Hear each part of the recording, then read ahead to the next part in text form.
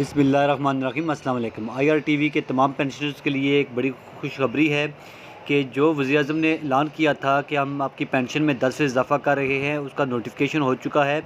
इस नोटिफिकेशन के मुताबिक प्राइम मिनिस्टर की तरफ से 10% इजाफ़ा तमाम civil servant of federal governments और इसमें वो सिविलियन भी शामिल हैं जिन्हें डिफेंस से पे की जाती है, और रिटायर्ड आर्म्ड फोर्सेस भी इसमें शामिल हैं, सिविल आर्म्ड फोर्सेस भी इसमें शामिल हैं।